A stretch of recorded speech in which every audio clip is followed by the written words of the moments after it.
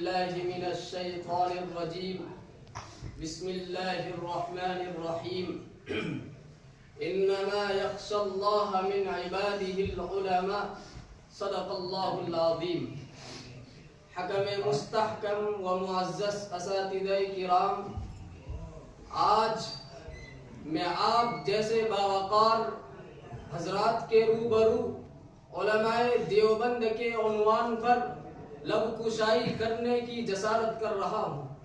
وہ یہ ہے کہ آج ہمیں اس بات پر فخر اور یقین مستحکم ہے کہ پوری دنیا میں اگر کوئی جماعت حق پر قائم ہے تو وہ اہل سنت والجماعت اور بالخصوص علماء دیوبند کی جماعت ہے۔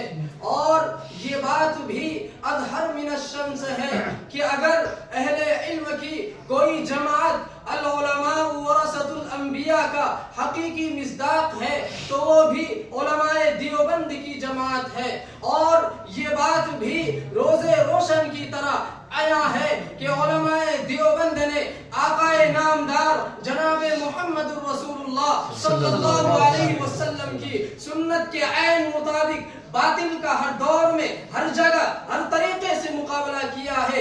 اگر انگریز آیا تو اس کا مقابلہ بھی علماء دیوبند نے کیا ہے۔ اگر دشمنان رسول نے رسول کی شان میں گستاخی کرنے کی جرت کی ہے تو اس ذات رسول کا حق ادا کرنے کے لیے علماء دیوبند میدان میں آئے ہیں۔ اگر دشمنان صحابہ نے صحابہ کی شان میں اپنی زبانوں کو کھولا ہے تو علماء دیوبند نے ان کی زبانوں کو بند کیا ہے۔ چنانچہ باطل جس لباس میں بھی ابھرا ہے تو حق نے علماء دیوبند کی شکل میں اس کا مقابلہ کیا ہے۔ ذرا تاریخ اٹھا کر دیکھیے، آپ کو معلوم ہوگا کہ اگر تحفظ قرآن کا مسئلہ آیا تو علماء دیوبند نے اپنے آپ کو پیش کیا۔ اگر تحفظ حدیث کا مسئلہ آیا تو علماء دیوبند نے اپنی جانوں کو قربان کیا۔ اگر وطن کی حفاظت کا مسئلہ آیا تو علماء دیوبند نے اپنے جانوں کو قربان کیا۔ ہاں، اگر وطن کی حفاظت کا مسئلہ آیا تو علماء دیوبند نے اپنی جانوں کو قربان کر کے یہ پیغام پوری دنیا کو سنا دیا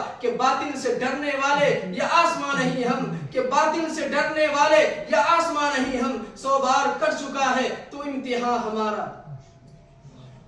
مخاطبین محترم، اور یہ بات بھی طے شدہ ہے کہ علماء دیوبند میں سے ایسی بے نظیر شخصیتوں کا ظہور ہوا جن کا قلب و جگر اسلام کی عظمت سے معمور تھا، جن کے چہرے پر عزم و استقلال کی کرنیں جلوہ فگن تھی، جن کا دل جذبہ جہاد سے سرشار تھا، جنہوں نے ہر دور میں ہر زمانے میں شیطانی پنجوں کو مڑوڑا ہے۔ چنانچہ جب بھی کسی فرعون وقت نے انا ربکم الاعلی کا نعرہ بلند کیا ہے تو اسی دم علماء دیوبند جلال موسیٰ بن کر نمودار ہوئے ہیں اور مردانہ وار سر بکف کفن بردوش ہو کر میدان میں آ نکلے ہیں اور جم کر بے خوفی سے باطل کا مقابلہ کیا ہے۔ انہوں نے اپنی جانیں تو گوا دی مگر باطل کو کبھی پیٹ نہ دکھائی، انہوں نے اپنی گردنیں تو کٹا دی مگر پرچم اسلام کو سر نگو نہ ہونے دیا۔ غرض یہ کہ علماء دیوبند نے اپنی جان کی بازی لگا کر باطل کا ہر طرف سے مقابلہ کیا ہے اور اس بات کو ثابت کر دیا ہے کہ دیوبندیت ڈرنے کا نام نہیں ہے، دیوبندیت پٹ جانے کا نام نہیں ہے، دیوبندیت آپس میں اختلاف پیدا کرنے کا نام نہیں ہے، بلکہ دیوبندیت تو میدان حق میں کود جانے کا نام ہے، دیوبندیت تو باطل کو جوتے کی نوک سے اڑا دینے کا نام ہے۔ دیوبندیت تو یہ ہے کہ اگر میدان میں قادیانیت آئے گی تو اس کو دیوبندی فکر سے اڑا دیا جائے گا، اگر میدان میں انگریزیت آئے گی تو اس کو نیست و نابود کر دیا جائے گا، اگر میدان میں رضائیت آئے گی تو اس کو زبان کی نوک سے پارا پارا کر دیا جائے گا۔